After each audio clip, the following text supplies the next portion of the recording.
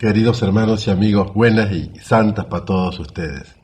Les vuelvo a recitar hoy, con agradecimiento y con alegría, estos versos con que mi amigo el pastor evangélico don Roberto Romanenghi tradujo o versificó la palabra de Dios para entregárnosla a nosotros.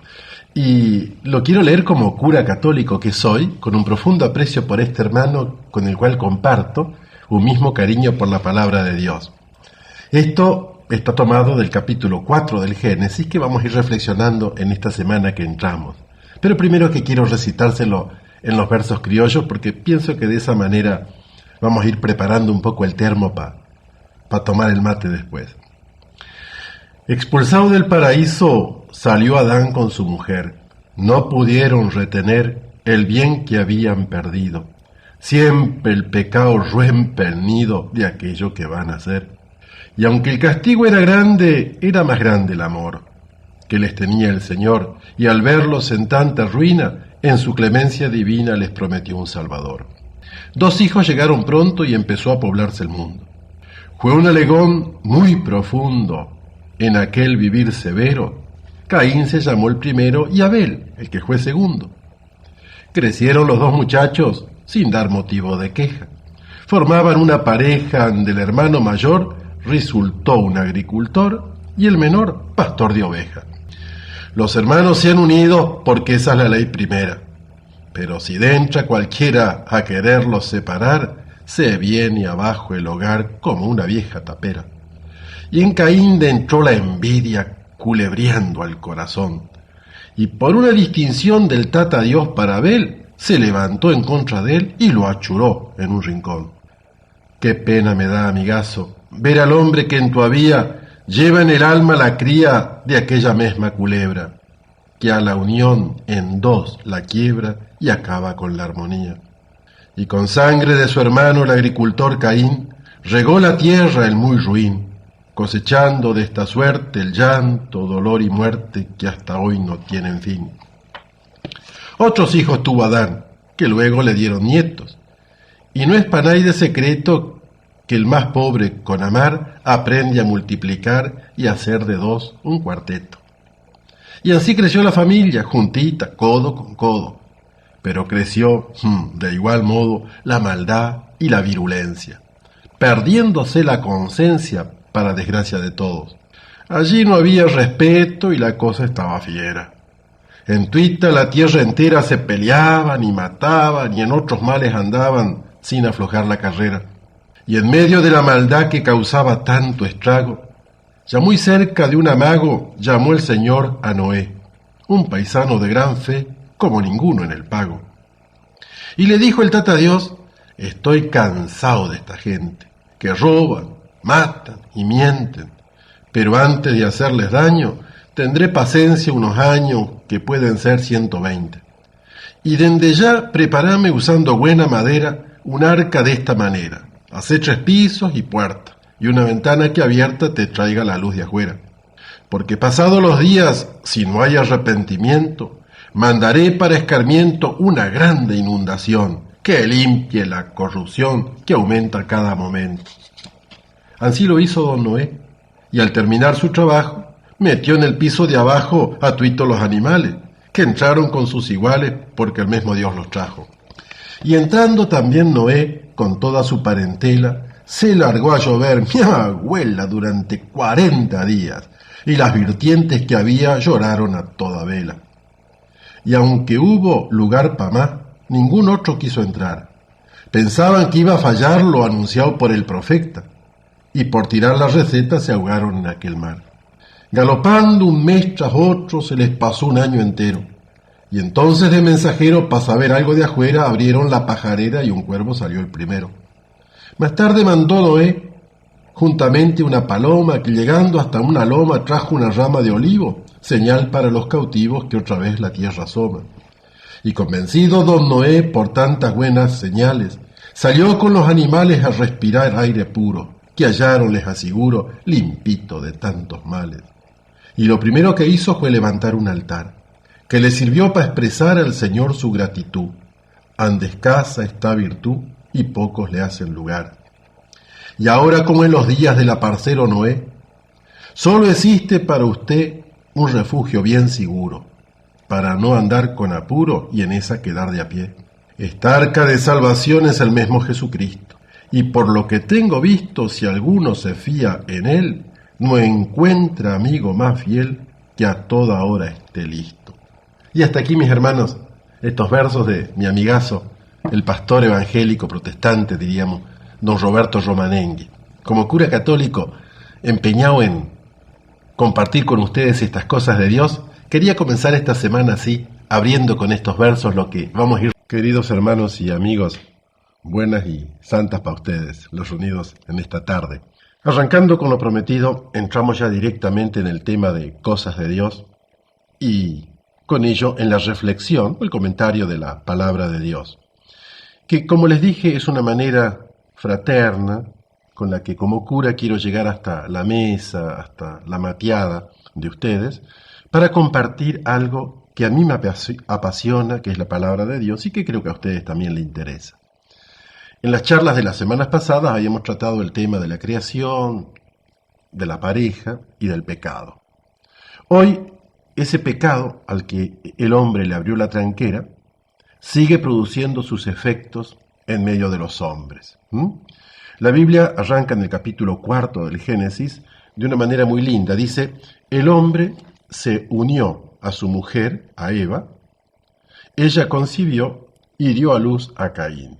Y Eva, en una expresión de alegría, de plenitud, de maternidad, dice, he conseguido un hombre con la ayuda de Dios.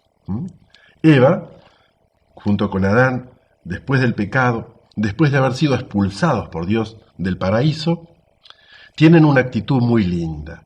Al sentirse plenos, al sentirse padres, tienen la conciencia clara de que Dios los sigue ayudando, de que Dios no los ha abandonado. Y la prueba de que Dios no los ha abandonado, de que Dios sigue estando con ellos, es que les ha concedido un hijo, que es uno de los regalos más grandes, más lindos. Y permítanme, hermanos y hermanas, una reflexión linda. Muchas veces, como cura, en la escucha del corazón de mis hermanos, en sus pecados, en sus penas, en sus alegrías, muchas veces he visto cómo, más allá de la conciencia de pecado que a veces podemos tener, la gracia de la paternidad, de la maternidad, es una de las pruebas más grandes que una pareja, que una chica, que un muchacho puede recibir de que Dios los sigue queriendo, de que Dios los sigue amando. Porque realmente Dios tiene que tener mucho amor por alguien, tiene que tenerle una gran confianza para entregarle eso que es tan precioso que es una vida. Así que siempre sientan, mis queridos hermanos y hermanas, la paternidad, la maternidad como un regalo de Dios. Creo que ese grito de Eva, cuando finalmente tiene entre sus brazos, entre sus manos, junto a su pecho, su primer hijo, sigue latiendo en la humanidad. Dios me ha dado un ser humano y eso lo he conseguido con la ayuda de Dios. Si Dios no crea un alma inmortal y la pone ahí, no nace ningún ser humano. Y así nació Caín. Esa palabrita que a nosotros nos suena un poco fea, pero así es. Y después nació otro hermano, Abel. Evidentemente, la Biblia nos está contando un relato en el cual, de vuelta, como habíamos dicho otra vuelta pasada, se está queriendo responder a una pregunta. Esa pregunta quemante. ¿Por qué? ¿Por qué si Dios ha hecho todas las cosas bien? ¿Por qué si la vida es un regalo de Dios y es algo tan hermoso que puede planificar a una madre, que planifica a un padre? ¿Por qué es un hecho que si miramos alrededor, a veces el hermano asesina al hermano? Suena duro esta palabra, ¿no? ¿Por qué el hermano asesina al hermano? Y esta pregunta no es de hoy, es una pregunta vieja en la humanidad, una pregunta que tortura el corazón de tantas personas. Nosotros mismos lo hemos escuchado tantas veces, cuando sentimos que jóvenes mueren en la guerra, que hay crímenes en los cuales el homicidio existe, y nos preguntamos, ¿cómo es posible? ¿Cómo es posible que ese don de la vida tan hermoso, tan grande que Dios nos ha dado, pueda haber alguien que no lo respete, que lo pisotee, que lo pase por encima? ¿Por qué el hermano asesina al hermano? ¿De dónde nace esa contradicción? Que por un lado todos nosotros valoramos la vida, la amamos, la queremos. Una vida que nos llena de alegría cuando la vemos en un pequeñito, sobre todo si ese pequeñito es nuestro hijo. Y como Eva sentimos la explosión de alegría de decir, Dios me ha regalado un hombre, Dios me ha regalado un hijo. Y sin embargo, miramos alrededor y vemos que eso tan grande, esa confianza de Dios, a veces es pisoteada y el hermano mata al hermano.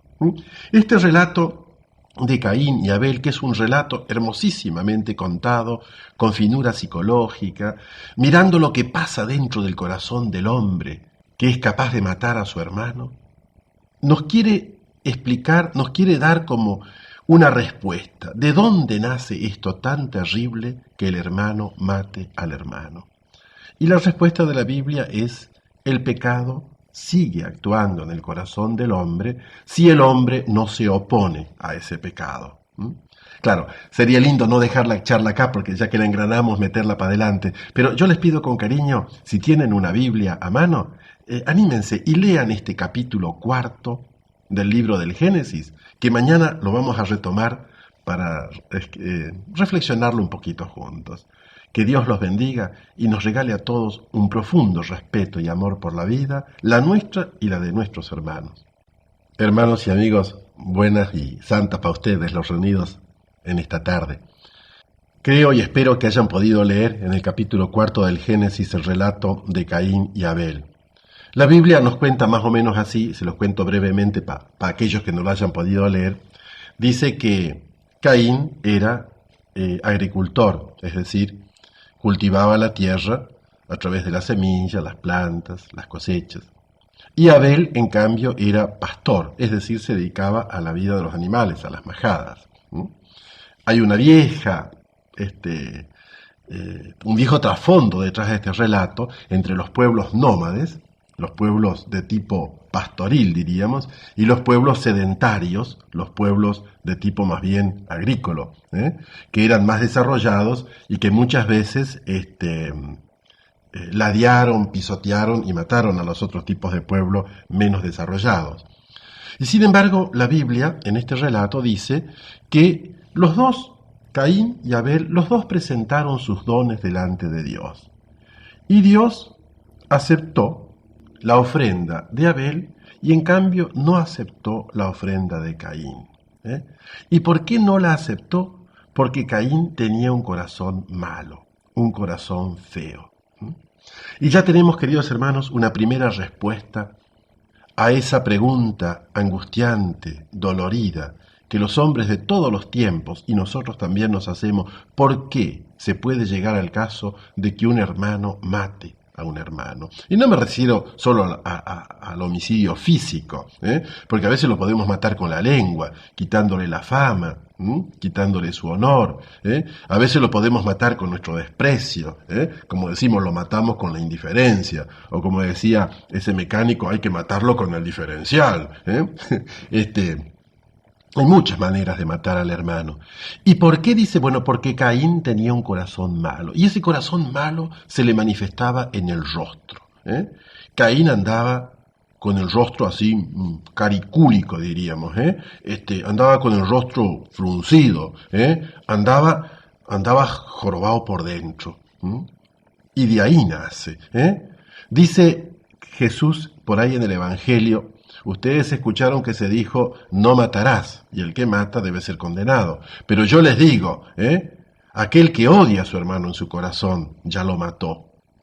Aquel que lo desprecia, aquel que lo infama, aquel que lo ridiculiza, ese ya lo está matando en su corazón.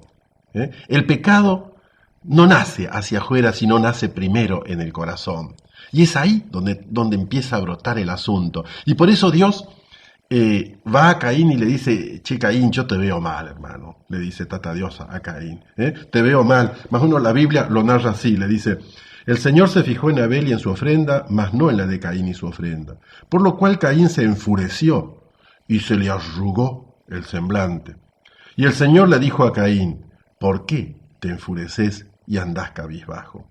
Cierto, si obraras bien, seguro que andarías con la cabeza alta. Pero si no obras bien, el pecado está acechando a tu puerta. El pecado viene por vos, pero vos tenés que dominarlo. Dios nos dice a cada uno de nosotros: mire, el pecado nace en el corazón del hombre.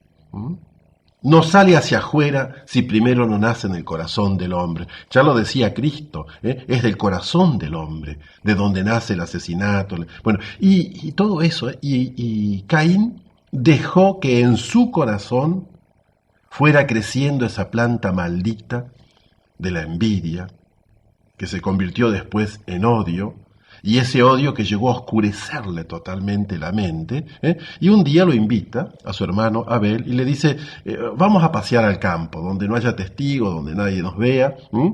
Uno podría decir: ¿quién lo podía ver si eran los primeros? Bueno, el relato a propósito está contado como pensando más ancho que en ellos dos.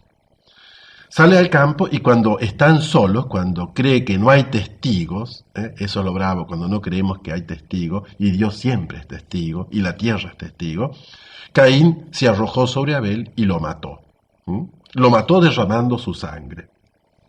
Y entonces, aparentemente, Caín dijo: aquí nadie nos vio, aquí no pasó nada, todo esto lo logré tapar, yo... conciencia limpita, corbata bien, pero Dios estaba de testigo. Y Dios lo paró a Caín y le dijo: Caín, ¿dónde está Abel tu hermano? Caín, ¿dónde está tu hermano? Y Caín se hace el idiota, se hace como perro que volteó la olla y dice: ¿qué tengo que ver yo? ¿Acaso yo soy el guardia de mi hermano? Como diciendo: ¿y yo qué responsabilidad tengo? Si el otro reviente, que reviente. Y Dios no le admitió eso. Entonces Dios le dijo: ¿qué has hecho? La sangre de tu hermano me está gritando desde la tierra. Y entonces Dios lo maldice. Y cuando Dios maldice, la cosa es jorobada, hermanos. Cuando en lugar de recibir la bendición de Dios, recibimos su maldición, la cosa es efectiva. Eso se transforma en angustia, eso se transforma... No es que Dios haya querido destruirlo a Caín, porque le hubiera bastado matarlo. Dios quiso que la angustia fuera el remordimiento. Ya que la cosa había nacido en el corazón, que el sufrimiento del corazón le abriera los ojos a Caín para darse cuenta de lo que había hecho con su hermano. Fíjese, este relato tan duro, tan fuerte, tan tremendo, ha permanecido en la historia. Y el nombre de Caín ha pasado a ser un nombre como el prototipo de muchas de nuestras actitudes. Y, queridos hermanos, esto es importante: no dividamos el mundo entre Caín y Abel. Caín y Abel lo llevamos cada uno dentro de nuestro corazón. Cada uno podemos tener actitudes como las de Caín, y podemos tener también la inocencia de Abel. Entonces, ¿qué es lo que nos quiere decir la Biblia con este relato? Nos quiere decir simplemente: cuando nosotros dejamos que el pecado se ponga en nuestro corazón, cuando dejamos que ciertos sentimientos crezcan, les damos manija, los seguimos madurando, cuidado, porque un día nos pueden nublar la mirada y pueden aparecer hacia afuera. Y el fruto que aparece hacia afuera es simplemente, diríamos, la consecuencia de lo que hemos dejado crecer en el corazón. Queridos hermanos, creo que cada día tendríamos que analizar nuestro corazón y desarraigar de él esos pequeños rencores, esos malentendidos, esas frustraciones, esas cosas que después pueden llegar a alimentar la envidia, terminar en odio y terminar finalmente en el asesinato, que, como digo, no siempre es un asesinato físico, eso es el colmo de los colmos. Muchas veces hay otros asesinatos que los hemos hecho desde nuestro corazón. Esto al menos pienso que es el relato que la Biblia nos quiere dejar como un aviso que Dios de antemano quiere darnos a nosotros. Hermanos, estas son palabras serias, palabras embromadas, pero están en la Biblia y siguen permaneciendo para nosotros. Dios los bendiga. Queridos hermanos y amigos, buenas y santas para todos ustedes. En esto de estar charlando y comentando las cosas de Dios, recuerdo un verso del Martín Fierro muy hermoso, en que Martín Fierro al final de su historia, hablando con sus hijos y el hijo de Cruz, tiene un consejo por ahí donde va y les dice: procuren de no perder ni el tiempo ni la vergüenza. Como todo hombre que piensa, obren siempre con juicio y sepan que ningún vicio acaba donde comienza. Sepan que ningún vicio acaba donde comienza. Y esto es lo que el capítulo 4 del Génesis nos quiere decir y nos quiere relatar con un pequeño trozo que continúa el relato de la historia de Caín y de Abel. Cuenta que Caín después se une a su mujer, no explica de dónde viene la mujer, por eso digo, estos relatos están armados como relatos posteriores, y van viniendo descendientes, y entre estos descendientes hay un personaje que se llama Lamec. Y en Lamec la Biblia nos muestra hasta dónde llegó la brutalidad, hasta dónde llegaron los frutos de ese pecado al que Adán le había abierto la tranquera allá, y que Caín dejó que se sembrara en su corazón. Lamec se casó con 2 mujeres, ya comienza un poco la poligamia en este momento en la historia bíblica.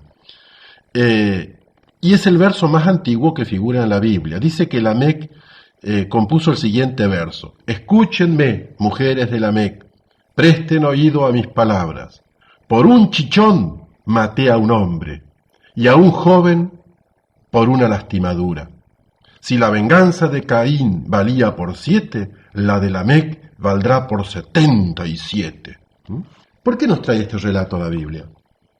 Para decirnos que ningún vicio acaba donde comienza. Si le abrimos la puerta de nuestro corazón al pecado, ese pecado va a ir generando cada vez brutalidades mayores, va a ir generando cada vez una actitud en la que, como una bola de nieve, ¿vieron?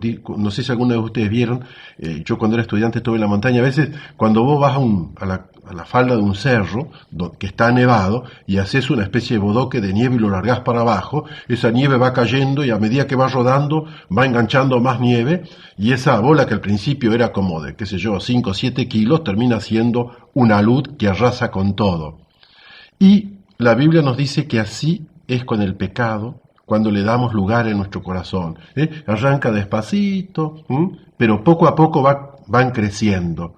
También de Martín Fierro dice por ahí en un verso: y ansí nunca se acaban los males, van poco a poco creciendo, y ansina me vi de pronto obligado a andar huyendo. Es la experiencia de la sabiduría popular.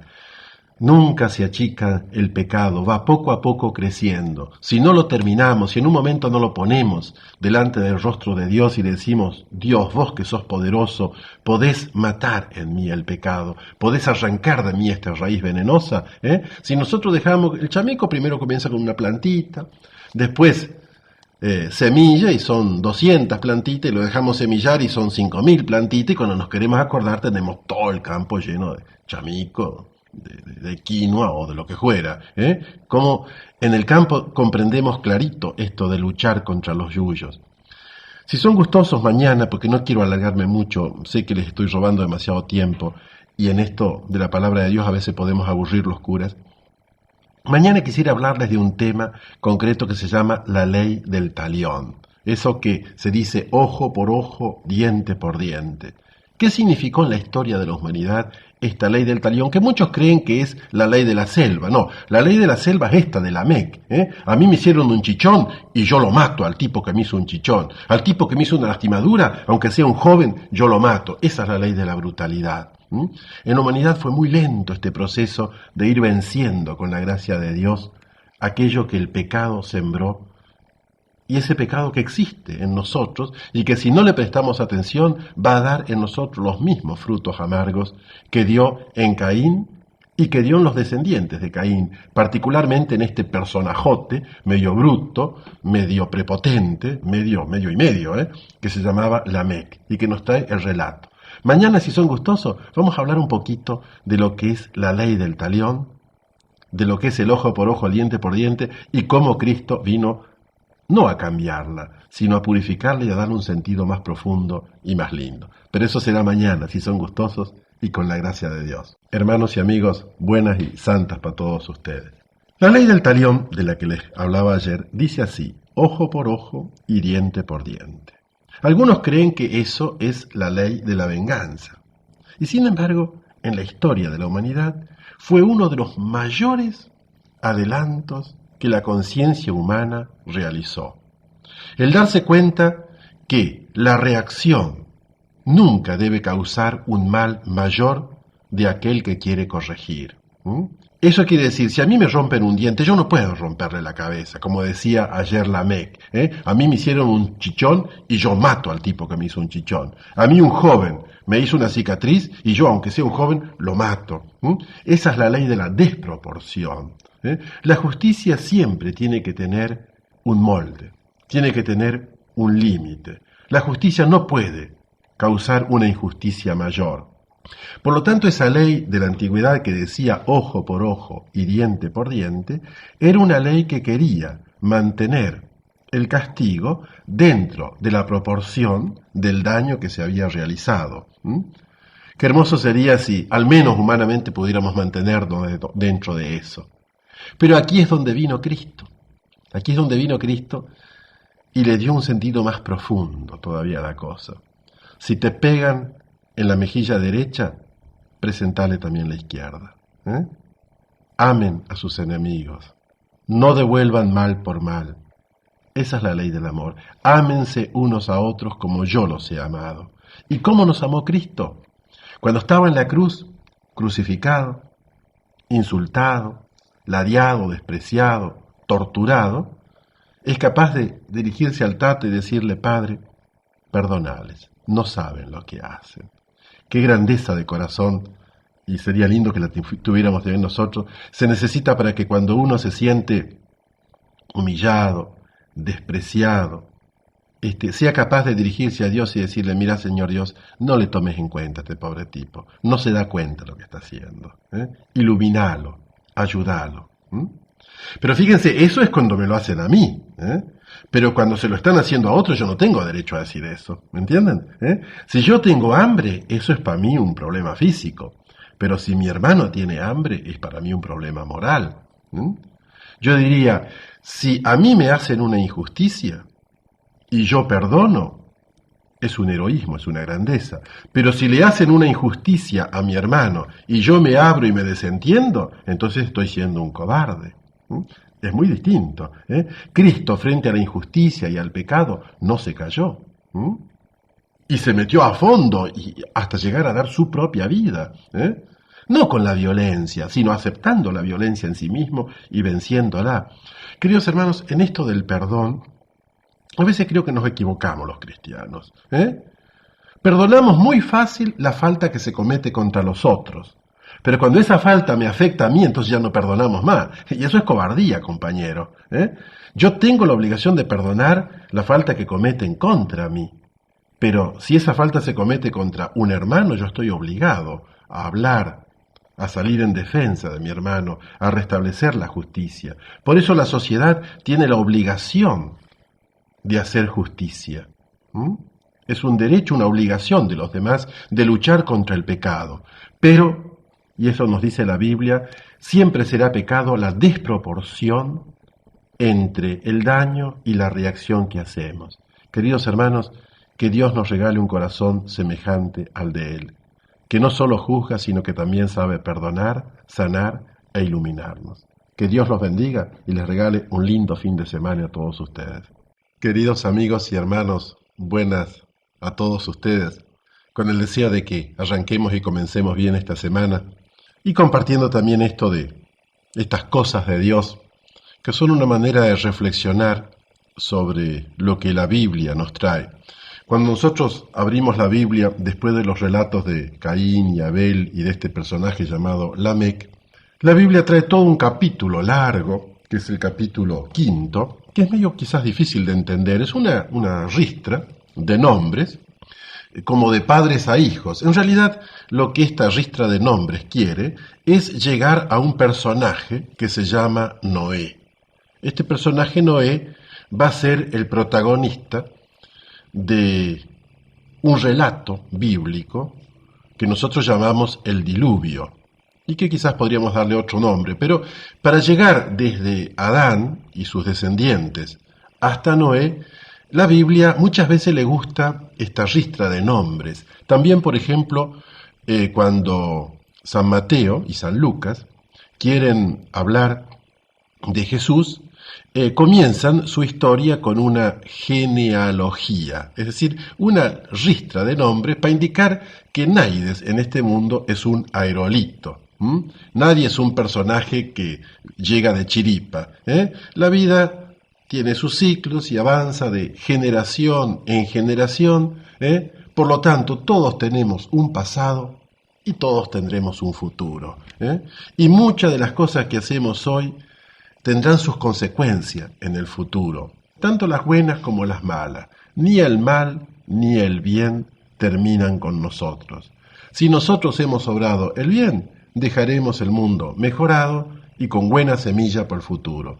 Y si hemos obrado el mal, habremos sido un campo en el que se reprodujo esta desgraciada semilla del pecado de la que Adán allá le abrió la puerta.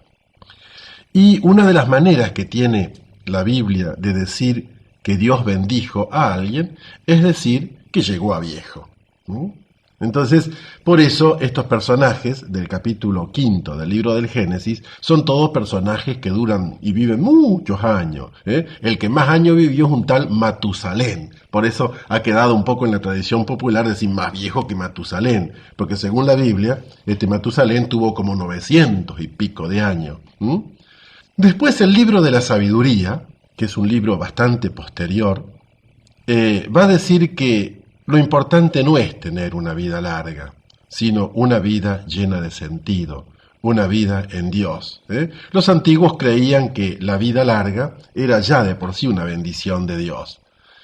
El Espíritu Santo, con el pasar del tiempo, le va a hacer comprender a los hombres, y eso lo dice clarito en los primeros capítulos del libro de la sabiduría, que no basta con tener una vida larga, lo importante es tener una vida valiosa. Y voy a concluir esta charlita con un cuento que me contaron la vez pasada y que me parece muy gracioso.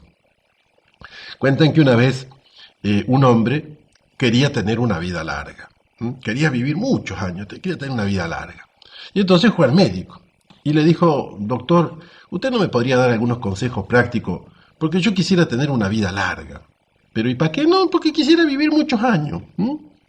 Quisiera vivir mucho. Bueno, entonces el médico le dice: mire, entonces, sencillo, dice, levántese temprano, haga ejercicio, vístase más o menos bien, pero no se abrigue demasiado, trabaje, coma muy sobriamente, levántese siempre de la mesa con hambre, cuidado, no fume, deje el alcohol, no tenga emociones fuertes, bueno, y una cantidad de exigencias bárbaras. Claro, cuando termina con toda la ristra de cosas que tenía que hacer, este hombre, le dice al médico: pero doctor, ¿usted cree que si hago todas esas cosas voy a tener una vida larga?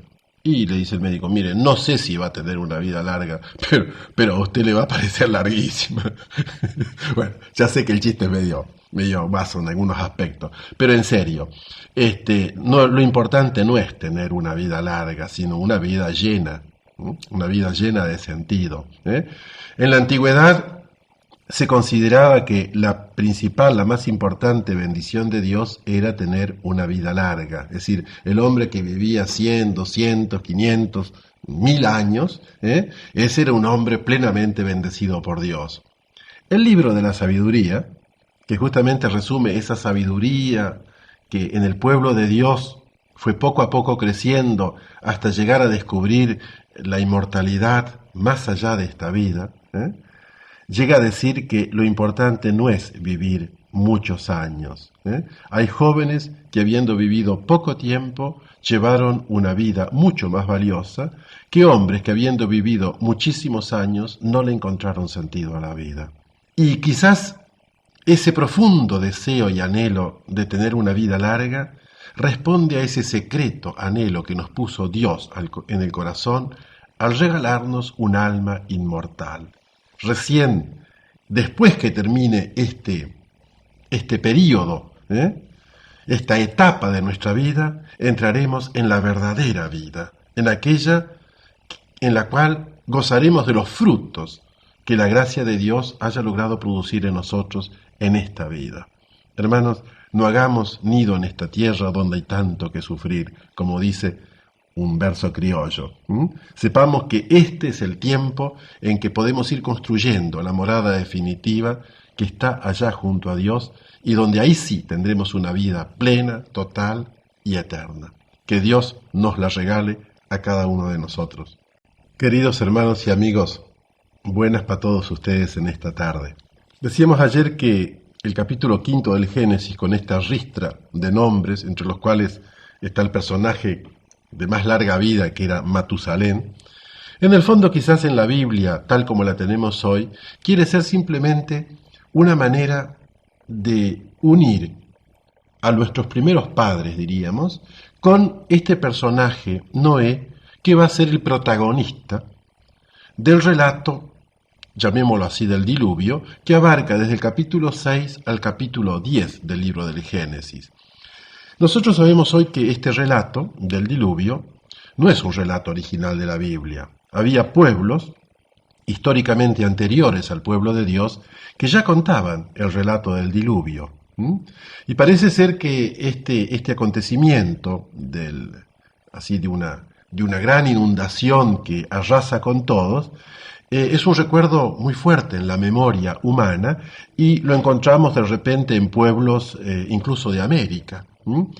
Esto tiene que hacernos pensar que de hecho históricamente hubo en algún momento de la historia un diluvio universal que hizo que el agua llenara toda la tierra y pasara unos cuantos metros por sobre las montañas más altas, que se trata de un hecho, de un acontecimiento histórico que abarcó toda la tierra y todos los lugares y que toda esa agua cubrió toda la tierra.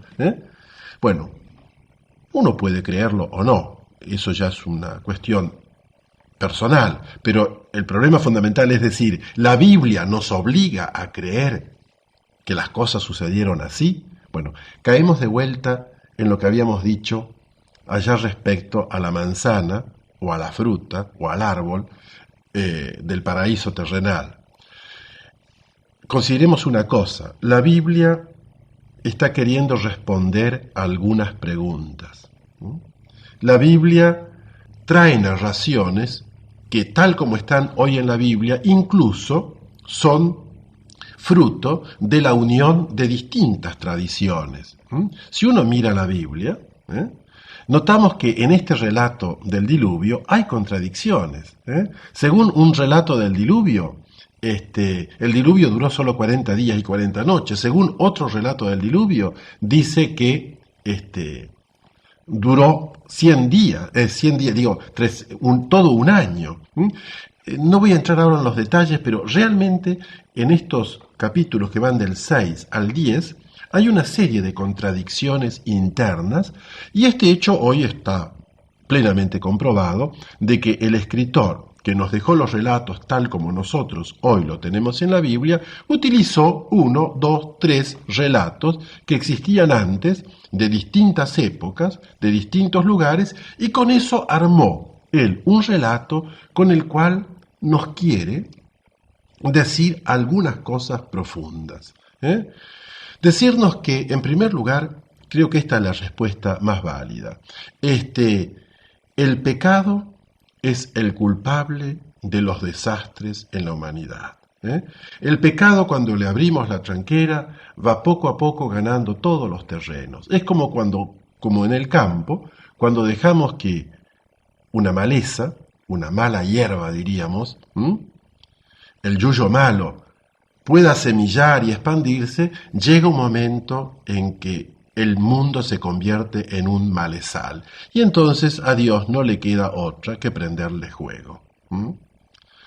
Y eso es lo que pasó históricamente, dice la Biblia. El pecado cundió tanto sobre la tierra que llegó un momento en que Dios sintió pena de haber creado al hombre. Qué triste, ¿eh? Jesús llega a decir en el Evangelio, refiriéndose a aquel que lo entregó, en este caso a Judas, llegó a decir, para ese hombre más hubiera valido que no hubiera nacido. Qué terrible es que un día Dios o la humanidad diga de alguien, más hubiera valido que no hubiera nacido. Como se dice a veces una persona, a ese tipo mejor perderlo que encontrarlo. Qué tremendo es decir de una persona, ese tipo mejor perderlo que encontrarlo. Es un peligro. Así también, qué triste, qué doloroso es que en un determinado momento Dios haya pensado de la humanidad, me arrepiento de haberlos creado. Es una frase dura, ¿eh? Recuerden que la Biblia decía que cuando Dios creaba una cosa, decía, Dios vio que estaba bien hecho y se alegró, y Dios vio que estaba bien hecho, y Dios crió al hombre y a la mujer y los bendijo, y le dijo, crezcan y multiplíquense, y ahora que han crecido y se han multiplicado, Dios se arrepiente de haberlos hecho. ¿Por qué? Porque el hombre le había abierto camino al pecado, y el pecado también, lamentablemente, había crecido y había abarcado todo. ¿Dios abandonará a la humanidad? ¿Este diluvio será realmente la destrucción? En el corazón de Dios, podríamos decir, y esa es la respuesta de la Biblia, en el corazón de Dios, ¿ganará la bronca o el amor? En el corazón de Dios, ¿ganará la bronca o el amor? Así, duro como suena, dejo la pregunta, pero ustedes pueden leer ya la respuesta en el capítulo 6 al capítulo 10 de este libro del Génesis. Hasta mañana, si Dios quiere. Queridos hermanos y amigos, buenas para todos ustedes en esta tarde. Decíamos ayer que el capítulo 5 del Génesis, con esta ristra de nombres, entre los cuales está el personaje de más larga vida, que era Matusalén, en el fondo quizás en la Biblia, tal como la tenemos hoy, quiere ser simplemente una manera de unir a nuestros primeros padres, diríamos, con este personaje, Noé, que va a ser el protagonista del relato, llamémoslo así, del diluvio, que abarca desde el capítulo 6 al capítulo 10 del libro del Génesis. Nosotros sabemos hoy que este relato del diluvio no es un relato original de la Biblia. Había pueblos, históricamente anteriores al pueblo de Dios, que ya contaban el relato del diluvio. Y parece ser que este acontecimiento de una gran inundación que arrasa con todos, es un recuerdo muy fuerte en la memoria humana y lo encontramos de repente en pueblos incluso de América. Esto tiene que hacernos pensar que de hecho históricamente hubo en algún momento de la historia un diluvio universal que hizo que el agua llenara toda la tierra y pasara unos cuantos metros por sobre las montañas más altas, que se trata de un hecho, de un acontecimiento histórico que abarcó toda la tierra y todos los lugares y que toda esa agua cubrió toda la tierra. Bueno, uno puede creerlo o no, eso ya es una cuestión personal, pero el problema fundamental es decir, la Biblia nos obliga a creer que las cosas sucedieron así. Bueno, caemos de vuelta en lo que habíamos dicho allá respecto a la manzana o a la fruta o al árbol del paraíso terrenal. Consideremos una cosa, la Biblia está queriendo responder a algunas preguntas. La Biblia trae narraciones que tal como están hoy en la Biblia, incluso son fruto de la unión de distintas tradiciones. Si uno mira la Biblia, notamos que en este relato del diluvio hay contradicciones. Según un relato del diluvio, el diluvio duró solo 40 días y 40 noches. Según otro relato del diluvio, dice que duró 100 días, todo un año. No voy a entrar ahora en los detalles, pero realmente en estos capítulos que van del 6 al 10 hay una serie de contradicciones internas y este hecho hoy está plenamente comprobado de que el escritor que nos dejó los relatos tal como nosotros hoy lo tenemos en la Biblia, utilizó 1, 2, 3 relatos que existían antes, de distintas épocas, de distintos lugares, y con eso armó él un relato con el cual nos quiere decir algunas cosas profundas. Decirnos que, en primer lugar, creo que esta es la respuesta más válida. El pecado es el culpable de los desastres en la humanidad. El pecado, cuando le abrimos la tranquera, va poco a poco ganando todos los terrenos. Es como en el campo, cuando dejamos que una maleza, una mala hierba diríamos, el yuyo malo, pueda semillar y expandirse, llega un momento en que el mundo se convierte en un malezal. Y entonces a Dios no le queda otra que prenderle fuego. Y eso es lo que pasó históricamente, dice la Biblia. El pecado cundió tanto sobre la tierra que llegó un momento en que Dios sintió pena de haber creado al hombre. Qué triste, ¿eh? Jesús llega a decir en el Evangelio, refiriéndose a aquel que lo entregó, en este caso a Judas, llegó a decir: para ese hombre más hubiera valido que no hubiera nacido. Qué terrible es que un día Dios o la humanidad diga de alguien: más hubiera valido que no hubiera nacido. Como se dice a veces una persona, a ese tipo mejor perderlo que encontrarlo. Qué tremendo es decir de una persona, ese tipo mejor perderlo que encontrarlo. Es un peligro. Así también, qué triste, qué doloroso es que en un determinado momento Dios haya pensado de la humanidad: me arrepiento de haberlos creado. Es una frase dura, ¿eh? Recuerden que la Biblia decía que cuando Dios creaba una cosa, decía: Dios vio que estaba bien hecho y se alegró, y Dios vio que estaba bien hecho, y Dios crió al hombre y a la mujer y los bendijo, y le dijo: crezcan y multiplíquense, y ahora que han crecido y se han multiplicado, Dios se arrepiente de haberlos hecho. ¿Por qué? Porque el hombre le había abierto camino al pecado, y el pecado también, lamentablemente, había crecido y había abarcado todo. ¿Dios abandonará a la humanidad? ¿Este diluvio será realmente la destrucción? En el corazón de Dios, podríamos decir, y esa es la respuesta de la Biblia. En el corazón de Dios, ¿ganará la bronca o el amor? En el corazón de Dios, ¿ganará la bronca o el amor? Así, duro como suena, dejo la pregunta, pero ustedes pueden leer ya la respuesta en el capítulo 6 al capítulo 10 de este libro del Génesis. Hasta mañana, si Dios quiere. Hermanos y amigos, buenas tardes a todos ustedes.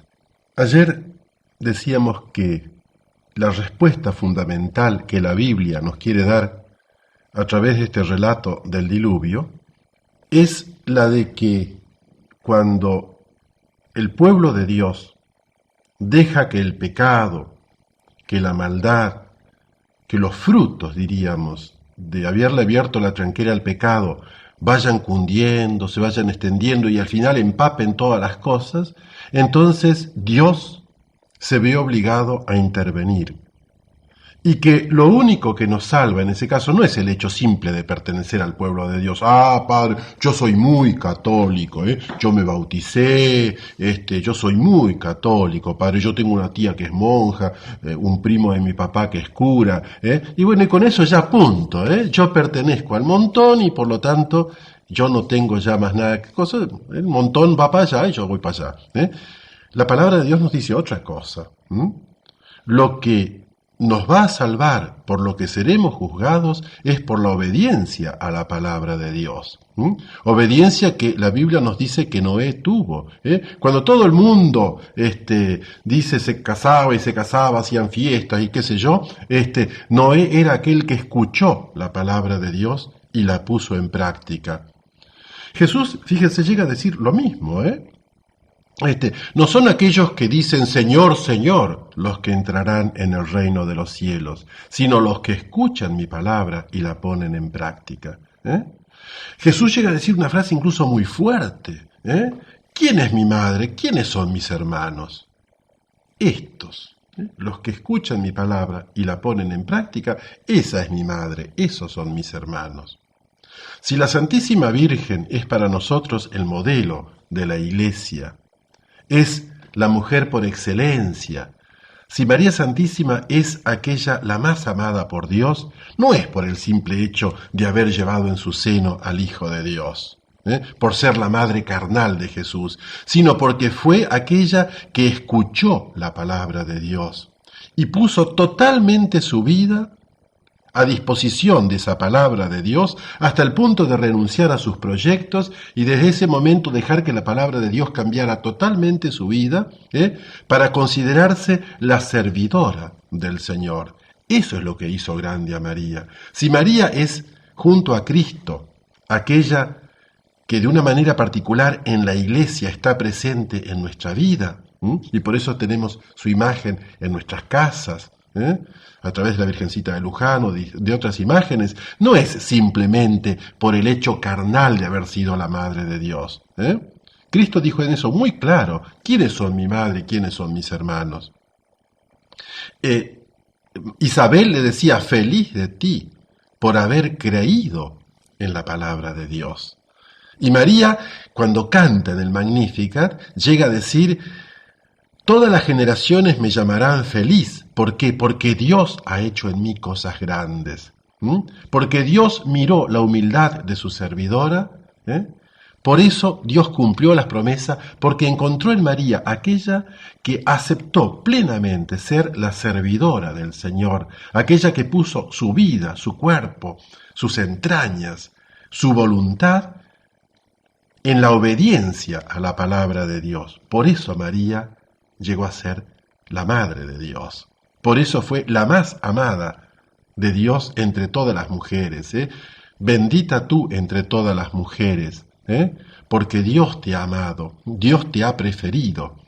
Entonces, fíjense, queridos hermanos, ninguno de nosotros está eximido de esta obediencia a la palabra de Dios. Ninguno se va a salvar simplemente porque diga, yo soy muy católico, yo pertenezco a la Iglesia, y con eso yo después puedo desobedecer la palabra de Dios, desentenderme de las cosas que Dios pide. Yo digo, Señor, Señor, y con eso ya estoy salvado. Llevo una medallita encima y punto. No. La Iglesia nunca ha dicho eso. La Iglesia siempre nos ha invitado a que escuchemos la palabra de Dios y la pongamos en práctica. Nos ha pedido que amemos a Dios sobre todas las cosas, respetemos su santo nombre, y todo lo que nos dicen los mandamientos, tanto referente a Dios como referente al hermano. Felices los que escuchan la palabra de Dios y la ponen en práctica. Eso es lo que hizo Noé. Escuchó la palabra de Dios y al ponerla en práctica, esa palabra de Dios lo salvó. Mañana, si son gustosos, vamos a charlar un poquito sobre un suceso medio gracioso que le pasó a Noé y que nos cuenta también el libro del Génesis. Pero eso se lo dejo para que ustedes lo lean en la Biblia y mañana lo podamos comentar, si Dios nos da su gracia y su ayuda. Queridos hermanos y amigos, buenas y santas para todos ustedes. Al final del capítulo 9 del Génesis hay un relato medio gracioso. Dice que Noé era labrador. Cuando salió del arca y se repartieron toda la tierra, Noé plantó una viña. Y con la viña que produjo uvas, con la uva hizo vino. Y como pareciera que no conocía mucho los efectos del vino, acostumbrado a cerrar el arca con una tranca, parece que también se guardó la tranca con la que había cerrado el arca, ¿no? Y se pegó una curda de esas que no se empardan, Y claro, como suele pasarle al que tiene la curda encima, parece que después de la curda vino una siesta también de esas que no se empardan, y no sé por qué, parece que desnudo quedó dormido. Y resulta que uno de los hijos, llamado Cam, va y lo ve al viejo, dormido y desnudo. Y le agarra una risa, y va a los otros y dice, che, venga, venga a ver una cosa, el viejo está en... Bueno, en curda, está dormido, venga, venga, para reírse. Y los otros dijeron, ¿cómo? ¿Cómo nos vamos a reír de nuestro padre así? Entonces agarraron el manto del viejo, se lo pusieron en la espalda y caminando de espalda se acercaron y lo taparon, porque no quisieron burlarse de este pobre viejo. El relato hasta tiene su parte de graciosa, ¿me entienden? Pero en la Biblia muchos relatos así antiguos, populares, son traídos con una profunda enseñanza.